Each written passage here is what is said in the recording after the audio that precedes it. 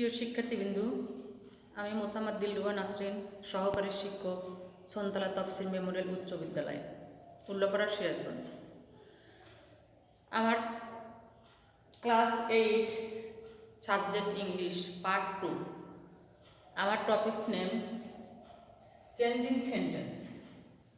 আমি গত ক্লাসে 8ম শ্রেণীতে চেঞ্জিং সেন্টেন্স নিয়ে কিছু বিষয় আলোচনা করেছিলাম। আর আমার গত ক্লাসে আলোচনার বিষয় ছিল অ্যাসার্টিভ টু নেগেটিভ। কিভাবে সেন্টেন্স পরিবর্তন করতে হয় সে সম্পর্কে তোমাদের সাথে আলোচনা করেছিলাম। আর করেছিলাম হচ্ছে আমি অ্যাসার্টিভ টু নেগেটিভ। আজকে আমি তোমাদের সাথে আলোচনা করব অ্যাসার্টিভ টু ইন্টারগেটিভ। কিভাবে অ্যাসার্টিভ সেন্টেন্স থেকে ইন্টারগেটিভ সেন্টেন্সে পরিবর্তন করা যায় সে সম্পর্কে আমি তোমাদের সাথে আজ আলোচনা করব। তাহলে প্রথমে আমার আলোচনার বিষয় হচ্ছে অ্যাসার্টিভ টু ইন্টারগেটিভ। তে প্রিয় শিক্ষার্থীবৃন্দু, দেখো rules number 1।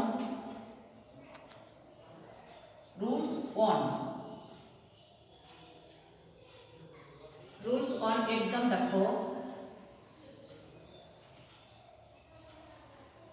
he is in the school।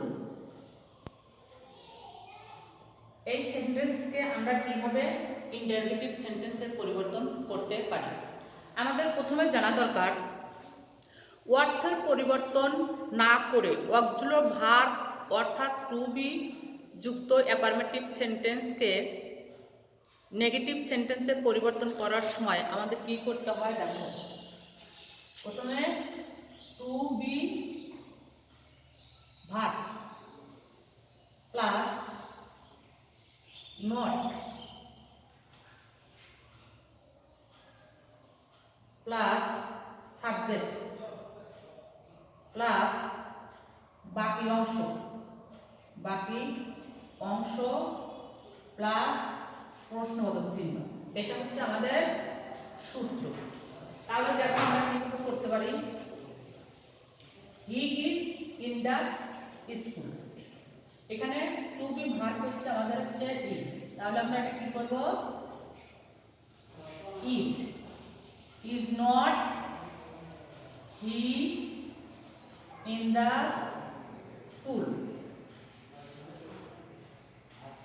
প্রথমে টু বি ভার্ব আমি বসাইছি। দেখো টু বি ভার্ব মানে সাহায্যকারী ভার্ব, তারপরে নট পার্টিসিপেল বসাইছি আমি, দেখো যে নট, তারপরে সাবজেক্ট, বাকি অংশ প্রশ্নবোধক চিহ্ন। এভাবে আমরা অ্যাসার্টিভ সেন্টেন্সকে ইন্টারগেটিভ সেন্টেন্সে পরিবর্তন করতে পারি।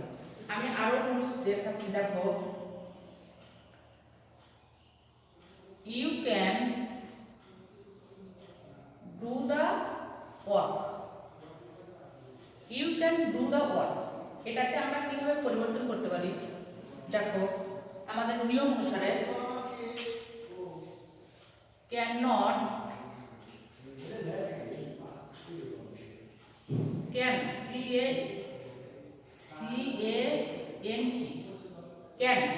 Can you do the work. এভাবে আমরা পরিবর্তন করতে পারি। দেখো আমি আরেকটা দেখাচ্ছি তোমাদের, হি হেল্প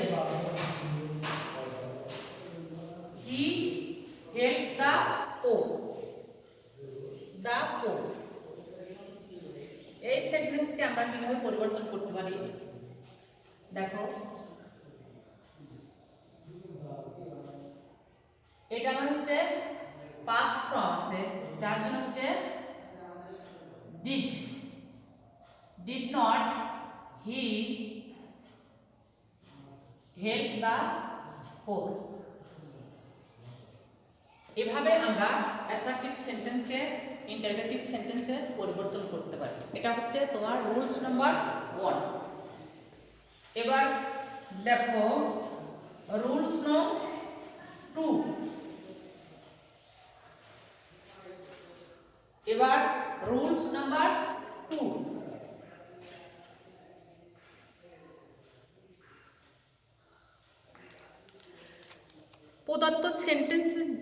সেন্টেন্সটি যদি নেগেটিভ হয়, মানে অ্যাসার্টিভ সেন্টেন্সে যদি নেগেটিভ হয়, তবে ইন্টারোগেটিভ করার সময় তোমার নেগেটিভ পার্সেলটি উঠে যায় এবং অক্সিলারি ভার্বটি প্রথমে বসে। যেমন দেখো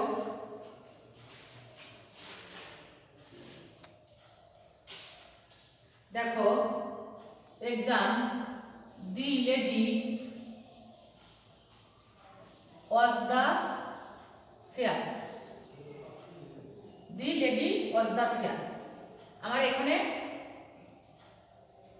সাহায্যকারী ভার্ব আছে এবং আমার কি এটা affirmative sentence.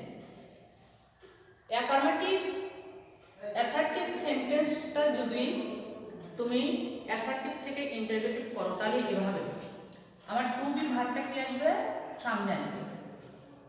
Was the lady fair. The lady was not, sorry এখানে was not, the lady was not fair, তাহলে ওয়াজ দ্য লেডি ফেয়ার। আমার এই নেগেটিভ পার্সেলটা কি হবে, উঠে যাবে, নেগেটিভ পার্সেলটা উঠে যাবে আর টু বি ভার্বটা আমার কি আসবে, সামনে আসবে।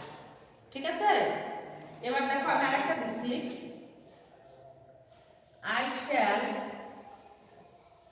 I shall not go to Dhaka tomorrow. Dhaka tomorrow. I shall not go to Dhaka tomorrow. তাহলে এটাকে আমরা কিভাবে করতে পারি, আমার টু বি ভার্বটা কি আসবে, সামনে প্রথমে আসবে shall, তারপরে শ্যাল, তারপরে কি হবে, নট পার্সেন্টটা আমাদের কি হবে, উঠে যাবে। তারপরে আসবে হচ্ছে subject, shall I go to Dhaka tomorrow. এভাবে আমরা দ্বিতীয় রুলসে করতে পারি। এবার দেখো রুলস নং 3। রুলস নং 3, অক্সিলারি ভার্ব বিগিং অ্যাসার্টিভ সেন্টেন্সকে ইন্টারোগেটিভ সেন্টেন্সে পরিবর্তন করতে হলে দেখো কি করতে হবে। অক্সিলারি ভার্ব বিগিং অ্যাসার্টিভ সেন্টেন্সকে ইন্টারোগেটিভ সেন্টেন্সে পরিবর্তন করার রুলস দেখো। এক্সাম, আমি এক্সাম দিয়ে তোমাদের বুঝিয়ে দিচ্ছি। প্রথমে এখানে কিছু করতে হবে, দেখো my mother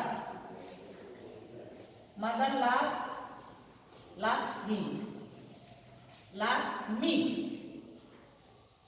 my mother loves me।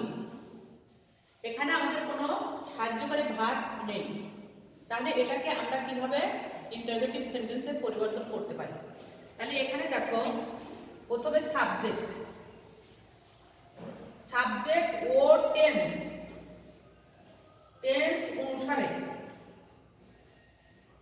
অনুসারে ডু নট,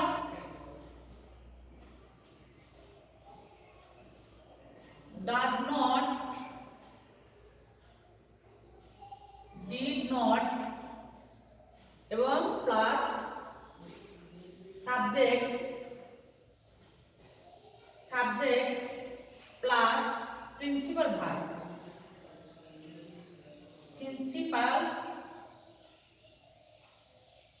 ভার্বের প্রেজেন্ট ফর্ম প্লাস এই প্রিন্সিপাল ভার্বের পরের অংশ প্লাস প্রশ্নবোধক চিহ্ন। তাহলে কি হতে পারে, সাবজেক্ট ও টেন্স অনুসারে do not, does not, did not এবং সাবজেক্টের প্রিন্সিপাল ভার্ব প্রেজেন্ট ফর্ম এবং এই প্রিন্সিপাল ভার্বের প্রেজেন্ট ফর্মের বাকি অংশ প্লাস প্রশ্নবোধক চিহ্ন। তাহলে দেখো এটা মাই মাদার লাভস মি, এখানে আমাদের সাহায্যকারী ভার্ব নেই, আমাদের সাবজেক্ট এবং টেন্স অনুসারে আমাদের এটা করতে হবে। তাহলে আমরা কি করতে পারি, does not my mother love me, এভাবে করতে পারি। আমি আরেকটা দেখো উদাহরণ, হি হেল্প দা পোর। এখানে আমাদের কি সাহায্যকারী ভার্ব নেই, আর আমার মূল ভার্বটা হচ্ছে পাস্ট ফর্ম। তাহলে এখানে আমরা কি ব্যবহার করতে পারি, ডিড নট হি, এটা এখন প্রেজেন্ট ফর্ম করব, হেল্প দা পোর। ঠিক আছে, আশা করি তোমরা বুঝতে পারছো। এরপর দেখো রুলস নাম্বার 4। রুলস নাম্বার 4 এ কি আছে দেখি। রুলস নাম্বার হচ্ছে 4। অল, এভরিওয়ান, এভরিবডি অ্যাসার্টিভ সেন্টেন্সকে ইন্টারগেটিভ সেন্টেন্সে পরিবর্তন করতে হলে আমরা কি ব্যবহার করতে পারি, তার নিয়ম কি দেখো।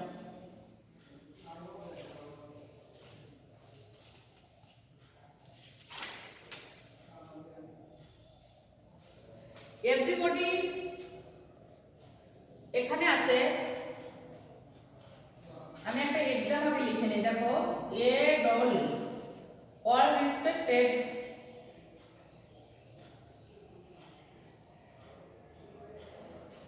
PECT, respect and honest man, honest man, all respect and honest man। এখানে আমরা প্রথমে দেখো এখানে কিছু নিয়ম আছে। এভরিবডি বা এভরিওয়ান বা অল দ্বারা যদি আমার অ্যাসার্টিভ সেন্টেন্স শুরু হয়, তাহলে ইন্টারগেটিভ সেন্টেন্স পরিবর্তন করার সময় প্রথমে আমরা কি ব্যবহার করব, who plus subject plus tense অনুযায়ী ডু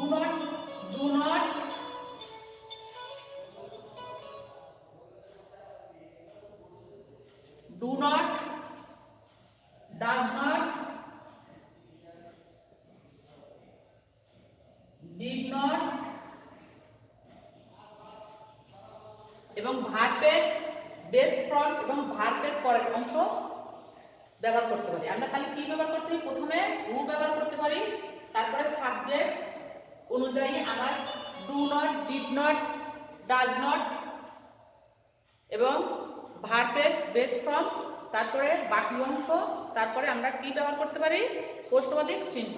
তাহলে দেখো ওয়াল রেসপেক্টেড এন্ড অনেস্ট ম্যান, তাহলে আমরা প্রথমে কি ব্যবহার করব, এই যে অল, এভরিওয়ান, এভরিবডির পরিবর্তে আমরা প্রথমে কি ব্যবহার করতে পারি, হু, কি ব্যবহার করতে পারি, হু। তারপরে আমরা রেসপেক্ট, এখানে আমি ডাজ নট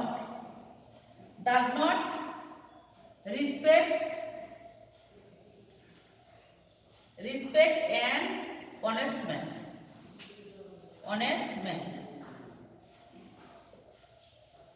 এটা ব্যবহার করতে পারি। এরপর দেখো এটা ওয়ান দিয়ে একটি সেন্টেন্স আমি দেখালাম। এরপরে এভরিওয়ান, দেখো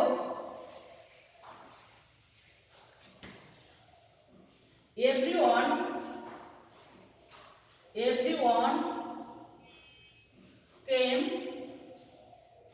to me, everyone came to me, তাহলে এভরি প্রথমে আমরা কি ব্যবহার করতে পারি, এভরি পরিবর্তে হু। তারপরে আমার নিয়ম আছে হচ্ছে সাবজেক্ট অনুসারে আমার কি do not, does not, did not. এখানে কেমটা হচ্ছে আমার কি মূল ভার্বটা হচ্ছে পাস্ট ফর্ম, সেজন্য আমি ডিড ব্যবহার করতে পারি।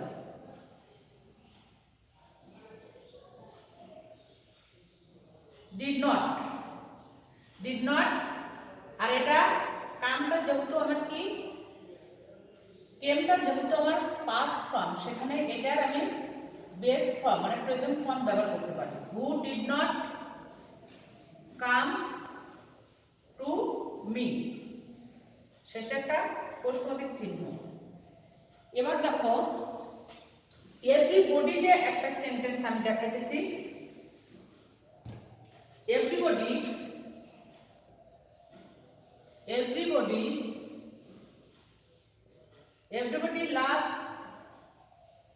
loves oil, এটা আমি অলতে একটা সেন্টেন্স তোমাদের দেখাইছি, এভরিওয়ান তে দেখাইছি এবং এভরিবডি। এখানে হু আমার দেখো third person singular number, does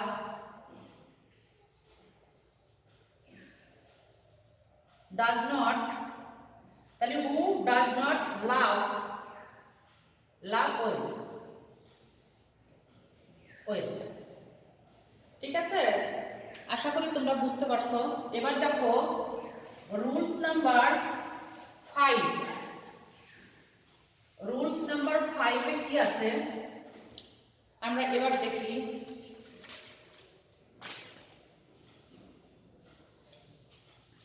never সেন্টেন্সের মধ্যে যদি নেভার এবং সেন্টেন্সের যদি অ্যাসার্টিভ সেন্টেন্সে যদি তোমার নেভার এবং নাথিং থাকে, তাহলে এই এভারের পরিবর্তে আমরা এভার এবং নাথিংয়ের পরিবর্তে এনিথিং ব্যবহার করতে পারি। তাহলে কি অ্যাসার্টিভ সেন্টেন্সকে ইন্টারোগেটিভ সেন্টেন্সে পরিবর্তন করার সময় যদি অ্যাসার্টিভ সেন্টেন্সে তোমার নেভার এবং নাথিং থাকে, তাহলে নেভারের পরিবর্তে এভার ব্যবহার করব আর নাথিং এর পরিবর্তে এনিথিং ব্যবহার করব। দেখো এবার एग्जाम দেখো, Runa never tells a lie,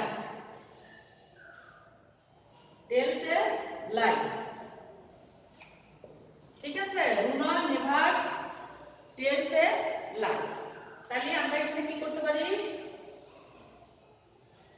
does Runa নেভারের পরিবর্তে এভার টেল এ লাই। ঠিক আছে, এবার দেখো আমি আরেকটা উদাহরণ দিচ্ছি। এটা আমি নেভারটা বললাম, নেভারের পরিবর্তে আমি এভার ব্যবহার করছি, আর রুনাটা যেহেতু থার্ড পারসন সেখানে আমি ডাজ ব্যবহার করছি। আর টেলস আমার এসটা পার্টিসিপেল উঠে গেছে, টেল প্রেজেন্ট ফর্ম এ লাই। এবার দেখো দে হ্যাড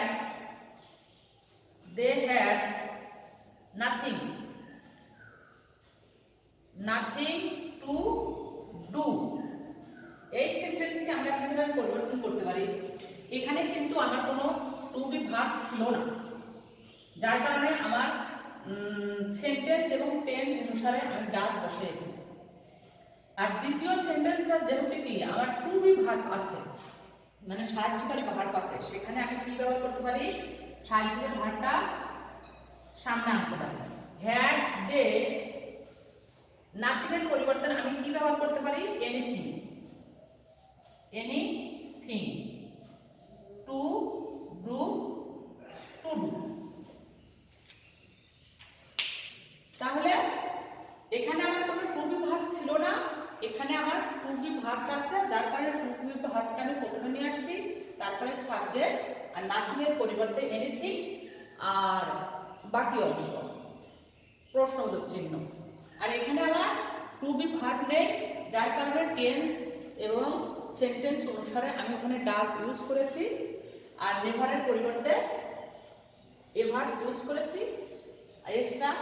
এস পার্টিসিপেলটা উঠে গেছে এ লাই। প্রিয় শিক্ষার্থীবৃন্দু, আশা করি ক্লাসটা তোমাদের ভালো লেগেছে এবং বোঝার চেষ্টাও করেছো। আমার এই চেঞ্জিং সেন্টেন্সের আরও কিছু নিয়ম আছে, আগামী ক্লাসে আমি সেটা নিয়ে বাকিটুকু আগামী ক্লাসে আমি তোমাদের নিয়ে আলোচনা করব। পরিশেষে তোমাদের সুস্থতা কামনা করে আমার ক্লাসটা আজ এখানে শেষ করছি। সবাই ভালো থেকো। ধন্যবাদ সবাইকে।